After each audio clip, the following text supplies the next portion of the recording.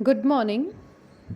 आज हम बात करेंगे श्री अरविंद के योग के विषय में। उनका एक बहुत महत्वपूर्ण कोटेशन है, ऑल लाइफ इज योगा।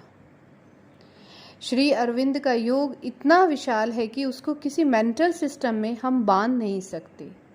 इसकी कोई एक टेक्निक या कोई मैथडोलॉजी या कोई एक प्रक्रिया नहीं है। श्री अरविंद एक पत्र में लिखते हैं कि there is no method in this yoga.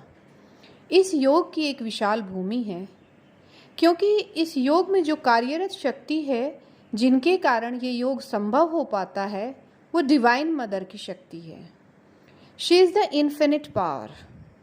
क्योंकि वो अनंत है, इसलिए कुछ भी असंभव नहीं है इस योग में। क्योंकि वो अनंत ज्ञान, अनंत शक्ति और अनंत प्रेम से परिपूर्ण है, इसलिए उनकी जो कार्य करने की प्रणाली है, एक तरीके से कार्य नहीं करती है। हर एक व्यक्ति में भिन्न प्रकार से कार्य करती है। जो उस व्यक्ति के विकास के लिए उसके पास से जो उसकी तैयारी ये है, उसका प्रेजेंट जो स्वरूप है और जो भविष्य में बनता है, वो सब जानती हैं, परंतु हम नहीं जानते। उनकी अनंत शक्ति अनंत प्रकार की प्रक्रिया से कार्य करती है। श्री अरविंद कहते हैं कि कई बार वे चीज़ें जिनकी हम कल्पना भी नहीं कर सकते हैं कि भगवान इस प्रकार से कार्य करेंगे, लेकिन वो करते हैं। अतः इस योग को हम किसी एक सिस्टम में नहीं बांध सकते हैं।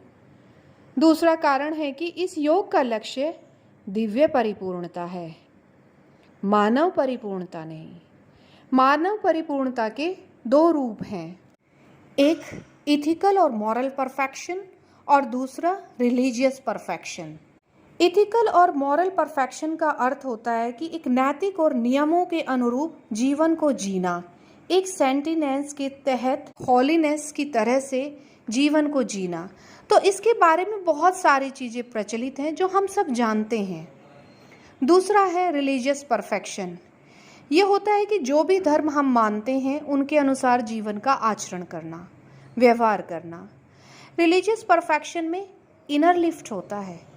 चेतना के भीतर रिलीजियस भावों को जागृति मिलती है, जैसे करुणा, दया की जागृति। लेकिन श्री अरबिंदो इन दोनों से परे की बातें करते हैं। वो बात करते हैं डिवाइन परफेक्शन की। तो ये डिवाइन परफेक्शन क्या है? डिवाइन परफेक्शन का अर्थ है हर हिस्से को अपनी दिव्यता प्राप्त करना है। मन की दिव्यता, प्राण की दिव्यता इत्यादि। मन की दिव्यता का अर्थ है भीतर समग्र ज्ञान का उद्घाटन, हृदय के भीतर समग्र दिव्य प्रेम, ना कि विषयक प्रेम। दिव्य प्रेम हर व्यक्ति वस्तु के साथ भिन्न भिन्न प्रकार से उद्घाटित होता है। फिर आती है प्राण की दिव्यता, एक दिव्य शक्ति, दिव्य ऊर्जा, शरीर के भीतर एक दिव्य सौंदर्य और टोटल परफेक्शन में शरीर भी आ जाता है। और इन सबको एक साथ सामंजस्य से जोड़ना, मिलाना, हार्मोनाइज करना मनुष्य की कल्पना के परे है। दिव्य परफेक्शन का कुछ वर्च्यूज़ में ले जाना नहीं है। दिव्य परफेक्शन गुड और बैड, अच्छे और बुरे दोनों को ट्रांसफॉर्म करता है। जिसको हम अच्छा समझते हैं वो भी सीमित है और जिसको हम बुरा समझते हैं वो भी सीमित है। जिसे हम अच्छा समझते हैं उसे दिव्यता तक लेकर जाना है। दया एक डिवाइन दिव्यता का स्वरूप भी है, जिसे हम समझ नहीं पाते हैं। एक बार श्री कृष्ण जब अर्जुन को युद्ध के लिए प्रेरित करते हैं, दुर्योधन का संहार करते हैं, और दिव्यता की दृष्टि से देखेंगे तो ये बहुत ही कारुणिक दृष्टि है। क्योंकि अगर हम यह समझें कि अगर दुर्योधन शरीर में रहता तो वह न जाने कितने और पापों में संलिप्त हो जाता, यानी उसका उद्धार किया। यानी कि हम इसका एक और उदाहरण दे रहे हैं। उसी तरह से जिसको हम इविल कहते हैं, बुरा कहते हैं, उसमें भी डिवाइन इक्वालिटी होती है। इसका भी उदाहरण मैं आप लोगों को बताती हूँ। कुछ लोग होते हैं जिनके भीतर बल होता है, किसी प्रकार की शक्ति होती है। शक्ति का जब वो अपव्यय करते हैं और वो भी स्वार्थ के लिए उसका उपयोग करते हैं, तो वह बुराई कहलाती है, इविल कहलाती है। तो इविल क्या है? जो शक्ति जहाँ अपनी जगह उपयोग नहीं हुई, तो उसका दुरुपयोग हुआ है। किंतु शक्ति को जब हम उस शक्ति को उच्चतम स्वरूप में ट्रांसफॉर्म कर देते हैं तो वो सुप्रीम गुड बन जाती है। तो इस प्रकार से योग एक विशाल भूमि पर विचरण करता है। तो हम कह सकते हैं कि इस योग का जो भूमि है वो बड़ा ही विशाल है। इस योग को कैसे किया जाए, जो डिवाइन परफेक्शन का गोल है, बहुत संक्षेप में इसको मैं नंबर्स के द्वारा समझाने का कोशिश करूंगी। जैसे नंबर्स 0 से लेकर 10 तक होते हैं, इसी प्रकार से मैं आपको इस योग की यात्रा कराऊंगी। शून्य से प्रारंभ होती है यात्रा। योग की यात्रा शून्य से प्रारंभ इसलिए होती है जहाँ हम ये समझ जाते हैं कि मनुष्य ने जो कुछ भी जाना है या जान सकता है या जानने की इच्छा रखता है, वो सब परिधि में है, वो सब सीमित है। जब ये ज्ञान आ जाता है तो अच्छी तरह से ये ज्ञान अंतर का अंतर्भास है, क्योंकि सभी व्यक्ति सब चीज़ें करके नहीं जानता, वो एक बार समझ आ जाती है। माँ कहती हैं कि the starting point is the mind can not understand और जज स्पिरिचुअल थिंग्स। तब वास्तव में हमारे भीतर 2 प्रकार की प्यास जगती है। एक, मानव जीवन सीमित है, इसको त्याग कर कहीं और चला जाए, यानी कि मोक्ष का रास्ता। और दूसरी, मानव जीवन सीमित है परंतु ईश्वर असीम है, अनंत है, और उनके स्पर्श से ये मानव जीवन असीम और अनंत हो सकता है।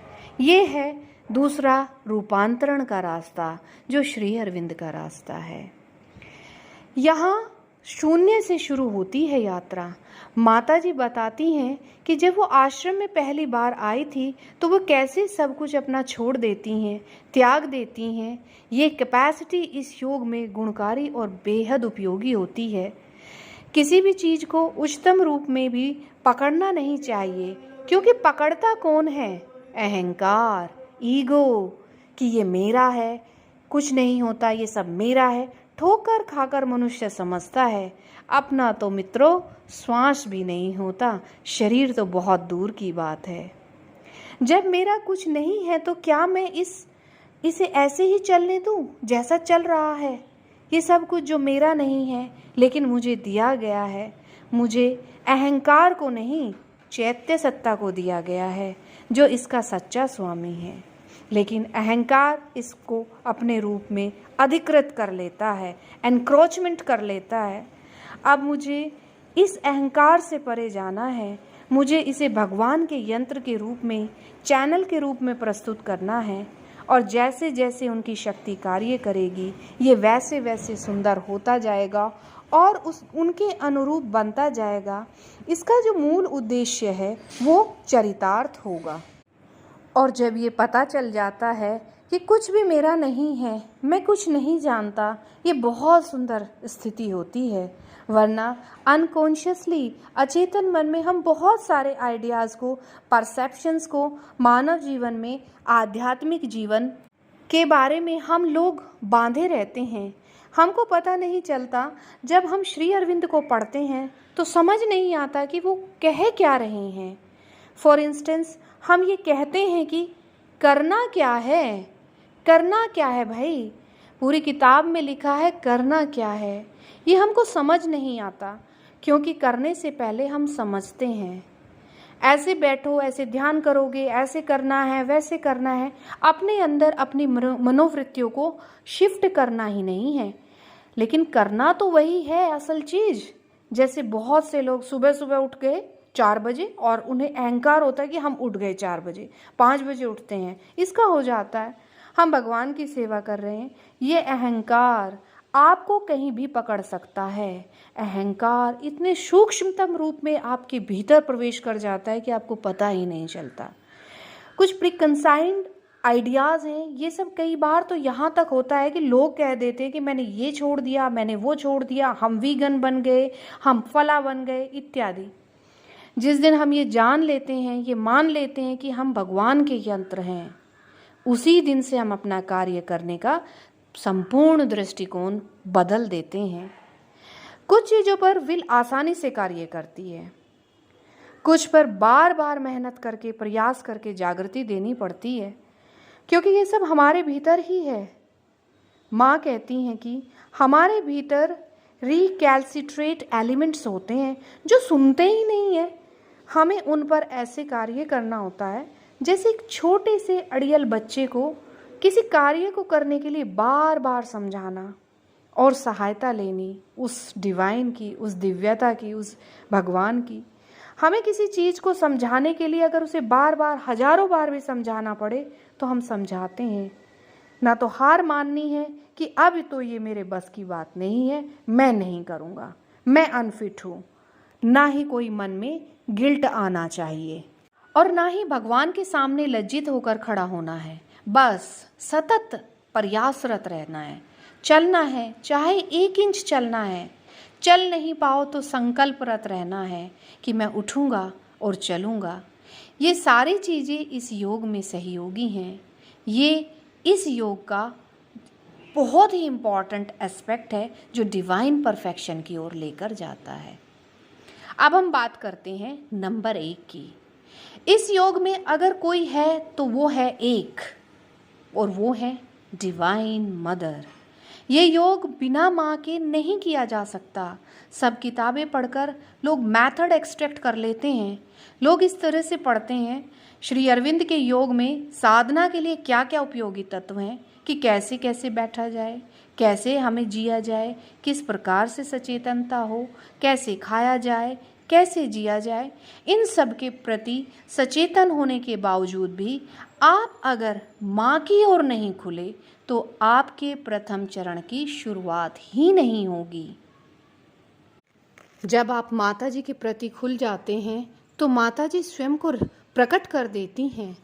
इसके बाद माँ को पकड़ लो, उनका पल्लू पकड़ लो, आंचल पकड़ लो, और कुछ भी नहीं पकड़ा जा रहा तो माँ तुम ही मुझे पकड़ लो, ऐसा भीतर से प्रयास होना चाहिए। इस प्रकार से हाथ पकड़ लो, परंतु माँ को हमेशा केंद्र में रखो। अब हम बात करेंगे सेकंड नंबर की। Second number, to choose without preference and execute without desire, अर्थात निष्काम कर्म। जो भी काम मिलेगा मैं उसे सेवा की तरह करूँगा। ईगो से भगवान को ट्रांसफ़र करना है। हमेशा ये याद रखना है, remember and offer, remember and offer, remember the divine, offer to the divine. ये द्वितीय नंबर है। अब हम तीसरे की बात करते हैं, थर्ड नंबर की बात करते हैं।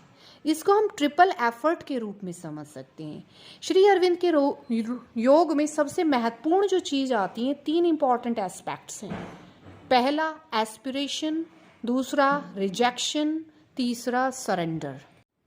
एस्पिरेशन, अभिप्सा, यानी कि भगवान के प्रति भीतर से खुलना, भगवान के प्रति प्रार्थना या अंदर से एक उद्गार होना, यही एस्पिरेशन है। और ये जो दूसरा है त्याग, रिजेक्शन, जिसको हमने कहा, कोई भी कार्य करो तो उसके लिए कोई बाहरी पुरस्कार की चाह नहीं होना, कोई भीतरी पुरस्कार की चाह नहीं होना, बस यही त्याग है। थर्ड जो हमने बात की है सरेंडर की। सरेंडर यानी कि समर्पण। मैं अब से माँ का, मेरी नियति माँ की, अब मैं माँ के हाथों में, ये सब अंदर से भाव आना चाहिए। समय समय पर टेस्ट होगा, टेस्ट भगवान नहीं लेंगे, लेकिन विश्व की जो शक्तियाँ हैं वो टेस्ट लेंगी। समर्पण के साथ सिंसेरिटी जुड़ी हुई है। अब आता है न्यूमरोलॉजी का नंबर 4। ये क्या है? इसको श्री अरविंदो ने चातुर्विद तपस्या कहा है। ये सबसे कठिन तपस्याओं में से एक है। चातुर्विद तपस्या में 4 प्रकार की तपस्याएं आती हैं। प्रथम तपस्या है तपस्या प्रेम की। चैत्य से निकले और हृदय का भाव जगे। किसी के साथ अगर संबंध जोड़ो तो वो अनइगोइस्टिक हो, सेल्फलेस हो, केवल देने का भाव और गुडविल, साथ में ग्रेटिट्यूड। यही 5 चीज़ें हैं जो माँ ने बताई हैं। तो फिर प्रश्न उठता है, माँ फिर हमको प्रेम कौन करेगा?